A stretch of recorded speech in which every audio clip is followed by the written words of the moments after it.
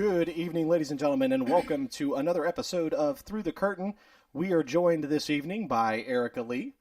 Thanks for coming out tonight and joining us. As usual, I'm your host, Tommy T. I'm here with Double K, and behind the scenes is Smokey Z. So we'll go ahead and get started tonight and just kind of give us a brief rundown of what's your career been like in the wrestling business so far. Easy question with a short answer. So I started training in September of 2017. Okay. Trained for a year and a month, almost exactly to the day, and then got injured, so I've been out for the past 6 months.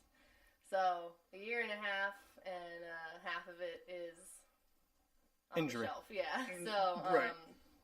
But I started training in September of 2017, and then March 31st of 2018, I had my debut match at CPW at Classic Pro. So not a ton of time in between first bump and the first match, but I was in there with great people, Chris Sharp and Jordan Blade, so it was easy. I mean, the easiest first match you could ever have.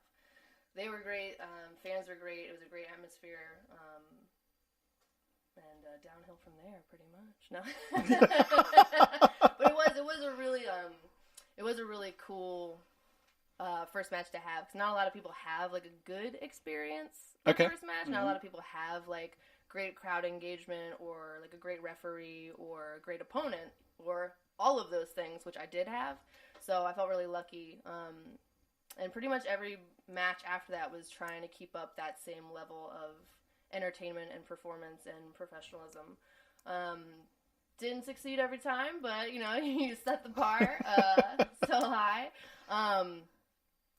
So I worked as Emma Lou, mostly at Classic Pro, once in West Virginia, and then I think a couple times up at Nova Pro, and then I worked same name but different gimmick at Fury Pro and again at Nova Pro, which was more like a pop punk heel, because I was tagging with Jordan Blade. So gimmick-wise, nothing super concrete. The Emma Lou character was pretty far from my natural personality and like has nothing to do with anything that I ever grew up with or have been interested in. It was like country gal, southern roots, very yeehaw. I would agree. Yeah, absolutely nothing to do with me, and I didn't really relate to it, but I had an awesome time doing it, because it was kind of like putting on a mask. It was kind of like, all right, well, this is as far as you can get from my real personality, so I really don't care if people like it or not, like, it's not going to offend me if people don't like it, because it's not me. Right. So it was really freeing in that way, to be a gimmick that was so far from my real personality, but at the same time, it was hard to connect with, hard to relate to, and sometimes made me feel like I was patronizing people a little bit. Okay. Which didn't make me feel super comfortable. Yeah, like I would have little old ladies like hugging me and saying thank you so much at the end of a show, and I'd be like, oh. I'm like mocking you. Like, I feel uncomfortable. But I wasn't intentionally mocking anybody, so I don't know, intent versus impact. Mm-hmm. You can argue that one all day. Yes, that's true. But yeah, after I got injured in October, I made the decision, like, okay, when I come back, I'm going to have, a new gimmick that is going to be more me, more relatable, more personal.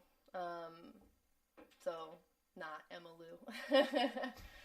So I picked a new name, new gimmick, new everything. I was like, I'm going to come back with something fresh and something different and something that I can have a little bit more fun with and a little bit more, personal attachment to. Nice. Okay.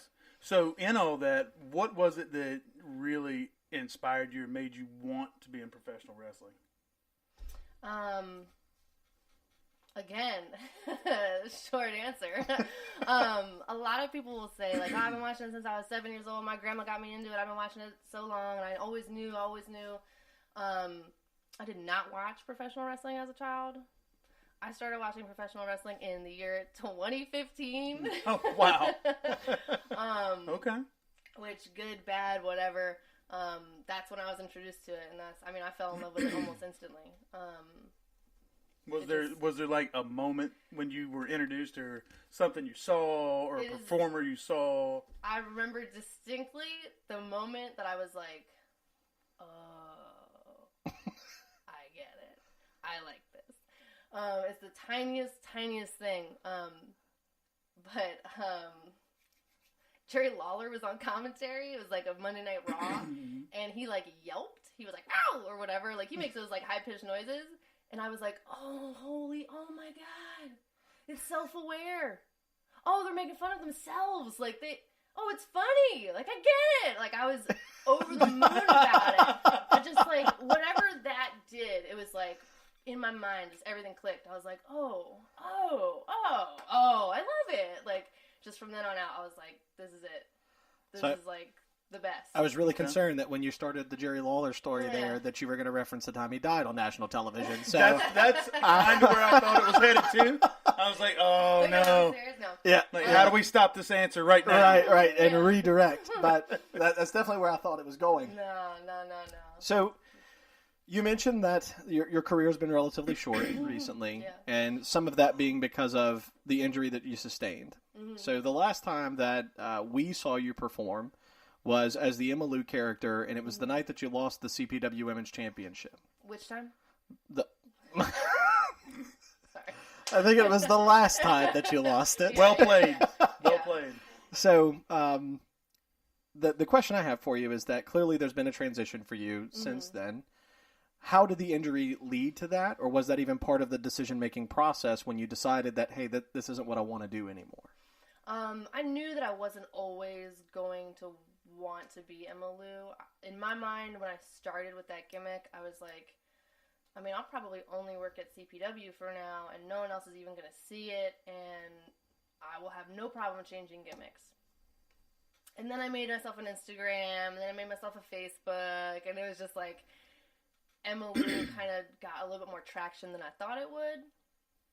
And I started seeing like the walls closing a little bit. I was like, oh, it's getting harder and harder to like get away from this, and like killing any momentum that I have by just like changing my name and changing the look and like losing people that are interested in me. It was a little scary to me.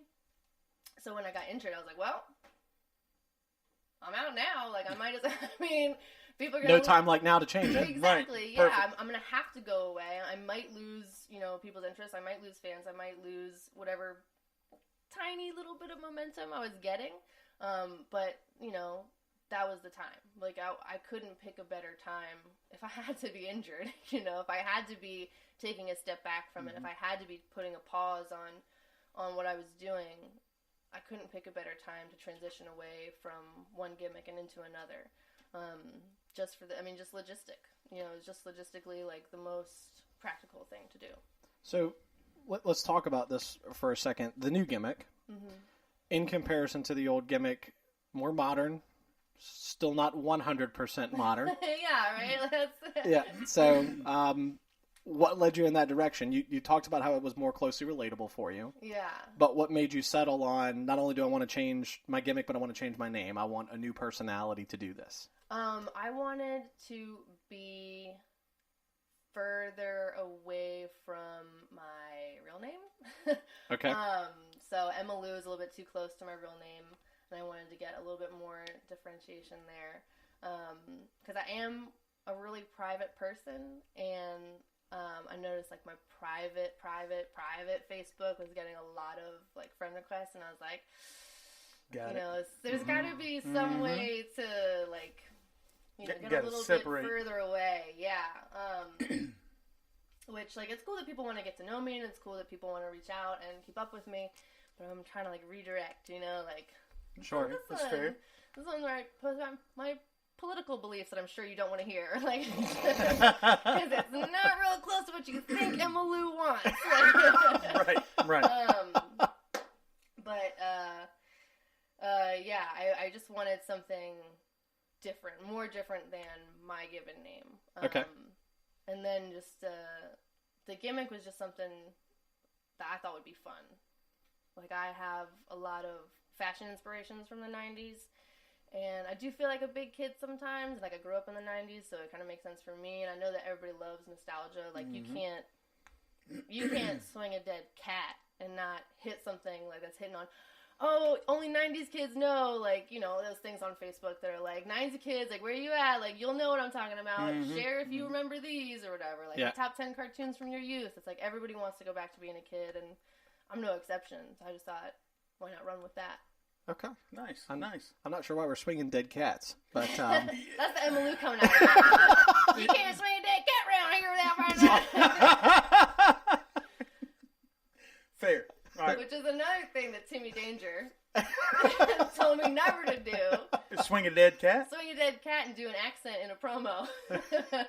You know what? I did a hard commit my first night out. He's right. Good call.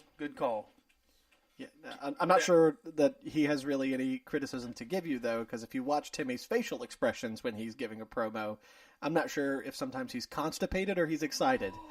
So... But... Timmy Danger, where you at? You gonna take that? You gonna take that? Come on down here. Open challenge. Yeah, open challenge. So, you've had a lot of obstacles already in a really short period of time. You know, in a relatively short career. If you had to number them, what do you think is the largest obstacle that you've faced so far? Or what is the largest obstacle that you think you could face later?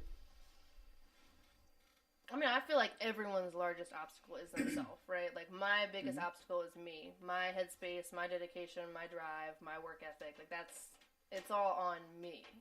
I don't believe there's any force out there greater than my own intent. If I want it, I'll get it. Right? That's a good way to be. Absolutely. I mean, I get in my head a lot. I have mad anxiety. Like, there are days that you can't get me out of the house for anything. But if it's a training day, it's a training day. So I missed one. Because of an anxiety attack. But, yeah, I think me. It's just me. I am my own biggest obstacle. So. Well, it's nice to hear your commitment to training, because we're familiar with some folks that want to be in a ring, but they don't ever show up to training. So yeah, and that's, I mean, if you can succeed without going to training, God bless. Right. Go for it. I want to see it. How often does that happen, though? And but no, I mean, I've definitely missed more than one training session in my year and a half. Sure. For sure. Just to make that clear, I don't want anyone coming after me like, well, you didn't come on this time. No, you know, right now somebody's sitting at home with a pen and paper, but writing this down. Due to my own mind, I have missed one. But yeah, you have to be dedicated. You have to get the reps in. You have to do it over and over and over again. Especially, like, I'm not a naturally very coordinated person, so I know all about that. I don't know how I'm ever going to look coordinated if I don't practice. we know what that looks like. Yeah. It's a walking accident. That's what that is. I've got good hand-eye, but I don't ever look like I'm doing anything with purpose. It's amazing. It's a talent. That is a talent, actually. Yeah, I'd at least, mine are just chaos in motion. That's really all it is. So we need a whole new 45 minutes to discuss that. Okay. That's very true. So, given your obstacle being yourself, what do you think is the attribute that you offer most to the business versus what you think is your worst attribute? I think it sounds a little like, it always sounds weird talking about myself positively, which is another habit I'm trying to break. But I think charisma and like promo skills, that's definitely been a strength of mine. Not that I can't still work on them, but it's definitely a strength. And like I said, you know, if you're not going to look coordinated like me, you better offer something else. So it's a good thing I can talk. But yeah, and then my biggest obstacle is just getting into shape so I look like a wrestler. Like, I do have to wrestle well. Did you hear that, Timmy Danger? Oh, no. Timmy. Pick it on Timmy. He's not even here. I love the guy. But yeah, getting in shape so I look the part. Because, I mean, it's a business based on looks. 100%. It is. 100%. Yeah. Or 99%. You know, if you can be the exception to the rule, go ahead. But Kevin Owens. there you go. Right. I mean, there's a list of them. Yeah. There's a list of them. There was nothing physically fit about Yokozuna. I'm just saying. But also, I mean, so yeah, you might not say physically fit, but like physically imposing, right? Well, that's true. Like, that's true. Like 100%. Intimidating. I am neither imposing nor intimidating. I'm not like I would love to be, you know. So that's where the work comes in, right? Okay. So my biggest obstacle is just getting like my wrestling skills up to snuff. Like number one bullet point, next paragraph, same thing. Wrestling skills, and also like in my personal life, getting into the gym and getting bigger and stronger and looking the part. So. Okay. So, how often with your injury have you been able to actually get to a gym and actually work on that? So I was in a boot for a month, and during that time, I didn't get to the gym probably as much as I could have, but I also work on my feet all day, so I was in this weird limbo position where like doctors were telling me like you need to rest as much as possible, then physical therapists were like, well, you still can move it, but like, you know, if you're tired, be careful. And I'm like, well, I spend like 9 hours on my feet every day, so yeah, I'm tired by the time I get done. Like, I don't know, like, and then also just being nervous to re-injure it. I was like, I don't know how much I can push myself, and I'm not going to pay to see a physical therapist every day. Right. Like, it's just not going to happen. Sure. You know, eating food prohibits that. Like a grocery budget. I mean, those are small details. Yeah, right. Come on. Roof over my head and stuff like that. That's overrated.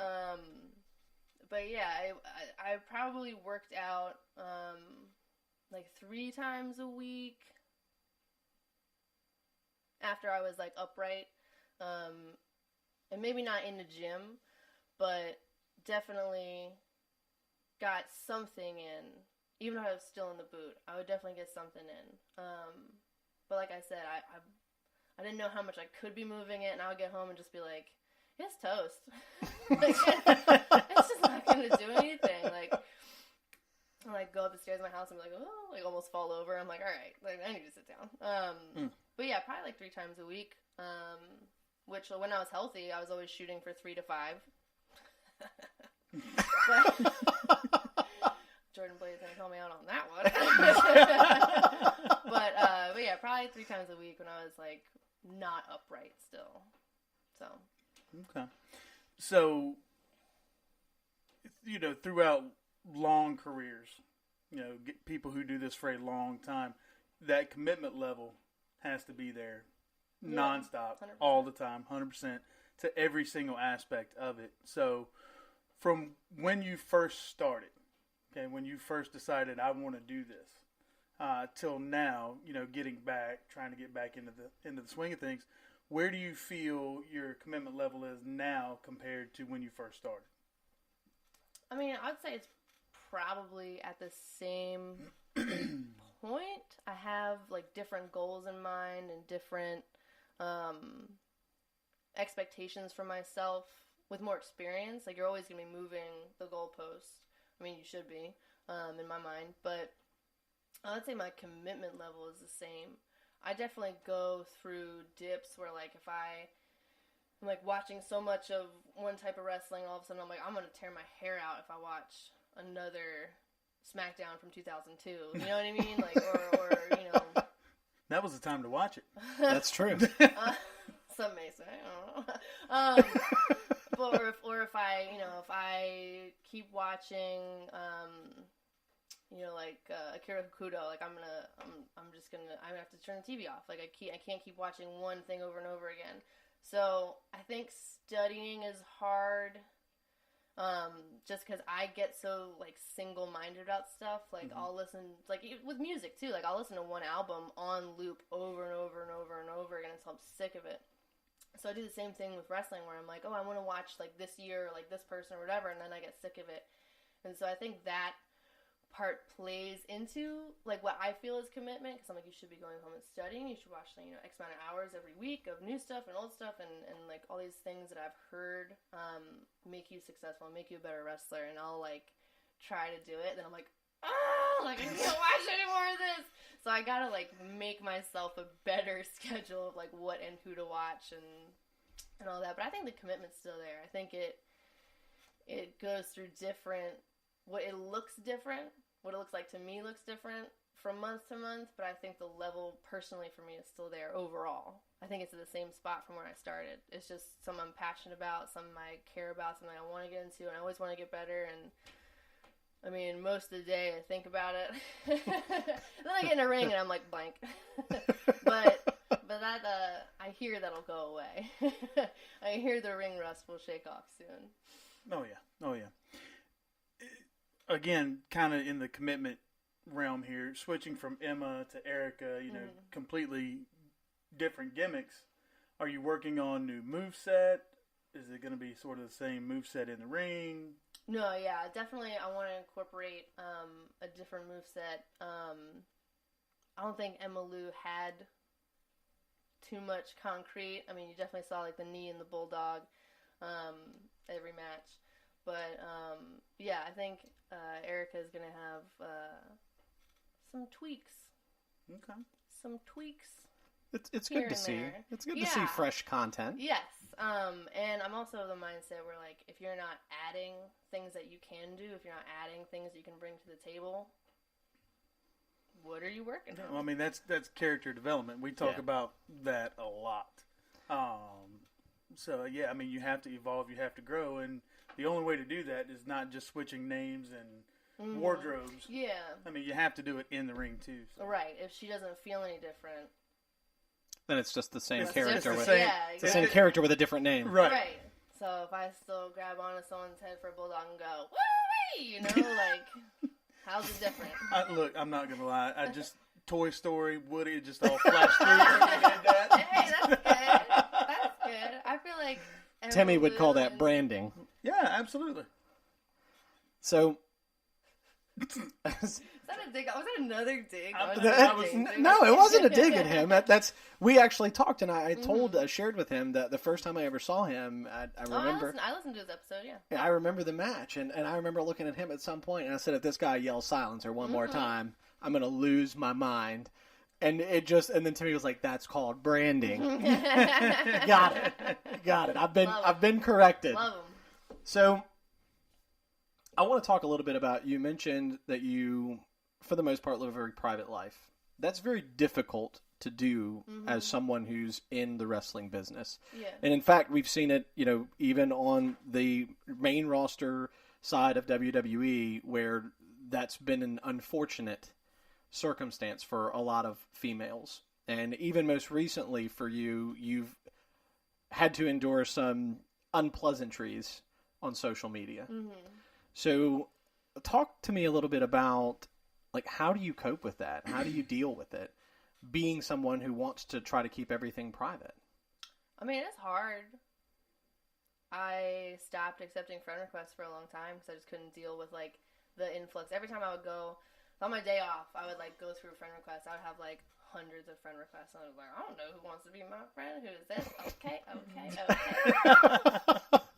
Just yes. And I would go to a couple and be like, oh, no. Like, I would see like whatever would pop up on my feed and be like, oh, I don't want that. No. It's how I would go through and delete. But then I would get into my messages and I was like, oh, wow, I don't think I want to ever accept another friend request. Like, you're going to need that bad. Yeah. Oh, yeah. I think I had a Facebook for like 3 days before I got like propositioned. Wow. Yeah. Like, I know that you guys like think that you get it, but you don't. You can't imagine. It's constant. Well, and that's why Absolutely that was one of the constant. reasons why I asked, because I'm not a female. I don't, Right. We don't get it on the same side that you guys do. Yeah, but I feel like guys always like to make that same joke. We're like, oh, guys being creeps, this, like, oh, that's, we see it all the time, like, typical, or whatever. Like, oh, I'll never get guys like that. But, whew, it's another level.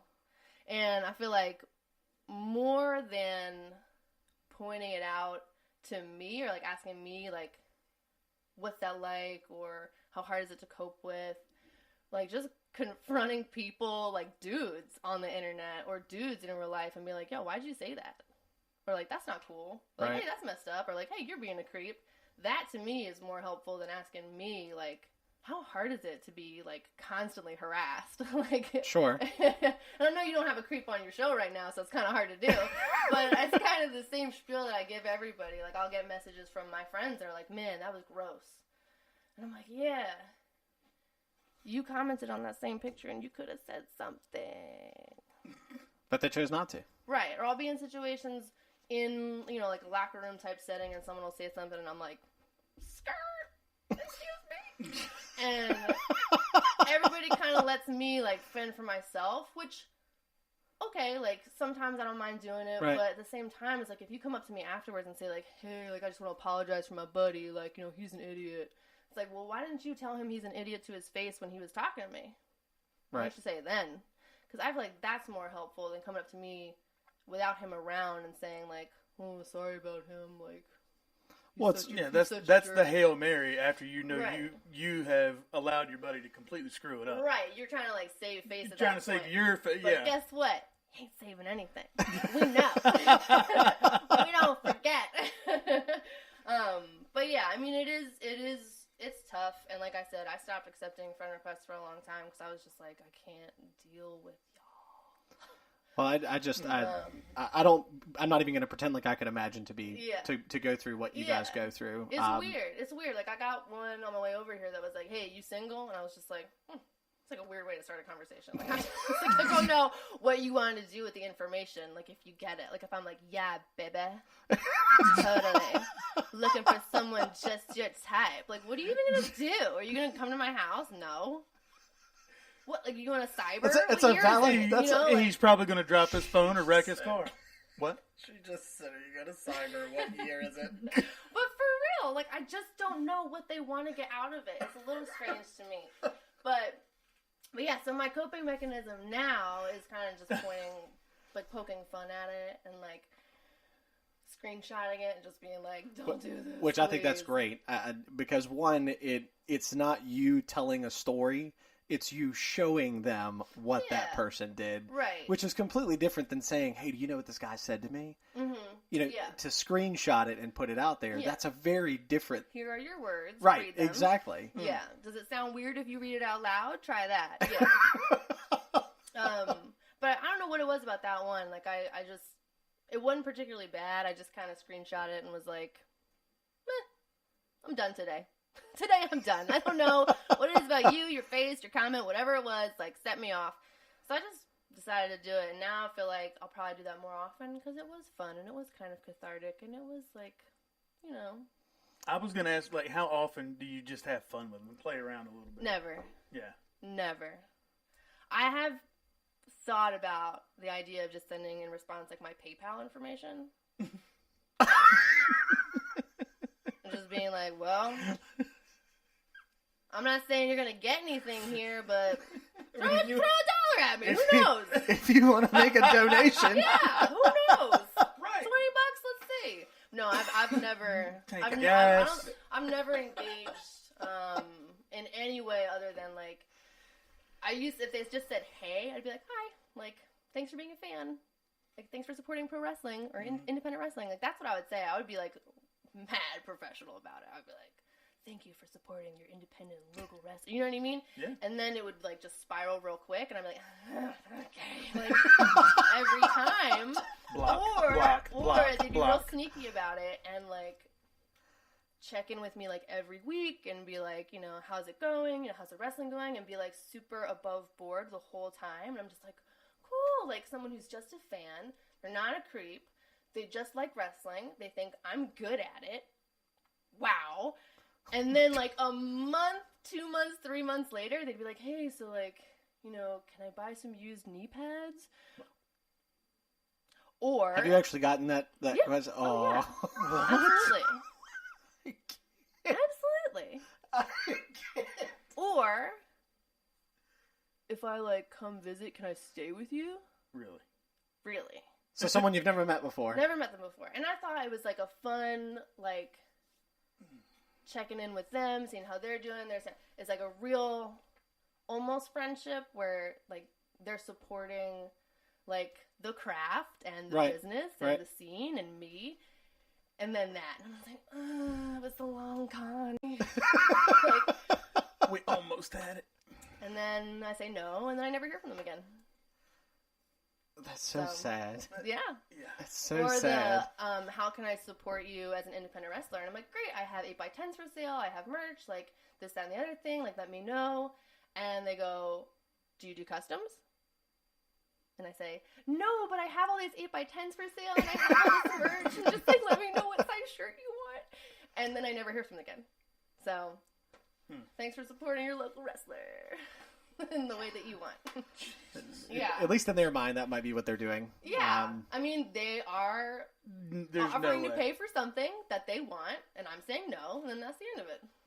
It's fair. So, Fair. I say, do you want to buy a t-shirt? And they say no, and that's the end of it. Okay. That's fair. Yeah. Why not? So, complete and total shift of gears. Mm-hmm. Please and thank you. Going the other way now. Mm-hmm. So we know the promotions that you have wrestled for. Are there any that you would like to wrestle for in the future? Is there a goal organization? Is there somewhere you would want to be? Not WWE. I wouldn't say that. I'm not sit up here and say that to y'all. Some people do. Yeah, Some and people do say that to if us. they're at the point where they can say that, that's great. But I'm just like nowhere near. So where would you want to go? My goal for this year is to just branch out a little bit more into the Northeast and the Midwest.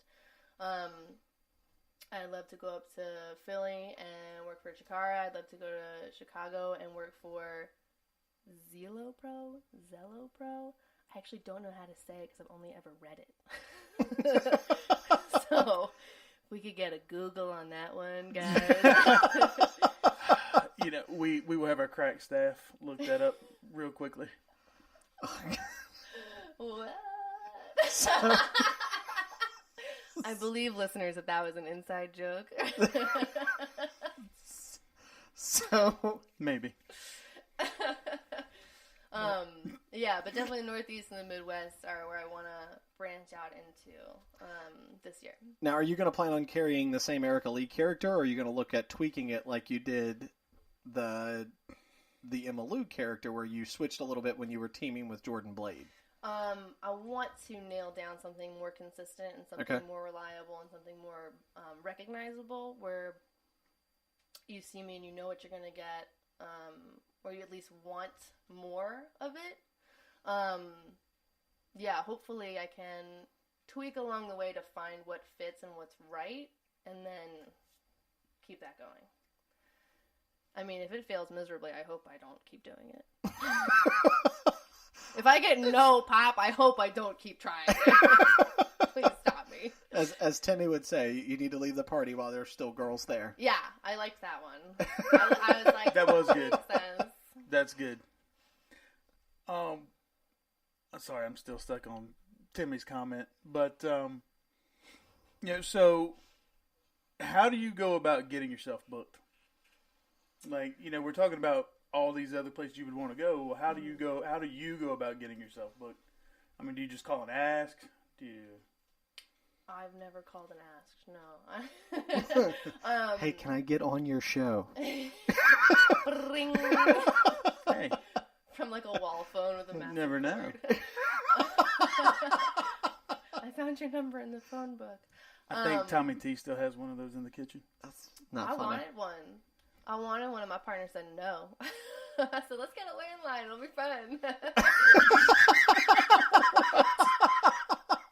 Absolutely, it was a hard no. Oh well. I'm trying to live the gimmick, Fair enough. You want those rotary dial phones? It takes you Yeah. 10 minutes just to dial the number. Yeah. Yep, that one. Yeah. That's exactly it. How do I get booked? Hopping in the car, going to a new promotion, making myself useful. Hopefully they like my attitude. But also Facebook has been great for that. Getting in touch with promoters. If you put up content and they can see a video of what you can do, can see you present yourself professionally. they might reach out. So Facebook's been awesome just to get into different spots. But yeah, Nova Pro is a really kind of lucky transition because Jordan Blade and I were working up at it was a classic pro show up at Gale Middle School, and the booker from Nova Pro came down to watch, and he liked us, asked if we would do a tag match for him. So that was great. I mean, that was luck, like that's you can't call up a promoter and be like, hey, can you come watch my match at this other promotion? You come see if you can use me. Leave you some tickets at the door. Yeah, so that was cool. But yeah, just showing up and putting in the time and being available to work and work might be set out chairs. So right. Been riding. I've been managing while I was injured. I've been managing the main attraction, Bo Crockett, Jake Hollister, and Paul Jourdain. So I've been riding down to NEW in Elizabeth City. So getting my foot in the door there, meeting the promoter there, and just being useful, whatever I can do to help set up the ring, help set up chairs. I'm out there for their match, doing manager stuff then, so try to make myself useful in whatever aspect I can be, and hopefully that leads to something else. But if it doesn't, I'll do the work that I can do, Yeah. If I never get booked on a show and I'm still managing them, I'm not going to be salty about it, there's no need to, at this point in my career, I'm happy to be there, you know what I mean? Right. I get it. I'm happy to be anywhere you let me be in front of fans, so thanks. Right. But yeah, just go out there and get in a car with a buddy. Or not. If no one's going, you go solo. And just show up and set out chairs and be useful. Yeah, we've as we're continuing to partner with more and more of the promotions, we're going to be getting to venues earlier. Mm-hmm. And one of the things that we've committed to is, they'll give us our seats for the show, and it's we don't want you to give us our seats because we still want to support you guys. Yeah, that's great. So, we still make it a point to pay for our tickets even if the promotion doesn't charge us. Yeah. And that's all in an effort to further support you guys, because it's not something that, I know you guys don't get paid a ton of money to do what you do, but you do spend a lot of money to try to get to where you want to go and to do what you do. And so that's the least that I think any fan can do is at least show up, put their tail in a seat, and pay for a ticket. Yeah. And then the merchandise and all the other parts that come with that. So as we're wrapping up here in our final few minutes of the show, what do you want people to take from this show about Erica Leigh? That's such a big one. Final question. Yes. It wasn't like a softball, No. No short question, short answer. This is it right here. That's right. Meat and potatoes. This is it. Erica Leigh is someone you're just gonna have to see in action. Okay. She's working on she's got a lot of tricks up her sleeve. She's working on some big stuff. But are you actually wearing sleeves in your new outfit? Or that was a quick preview. Yeah. Quick preview. If you didn't catch that, this is what's happening. Sonic Youth. But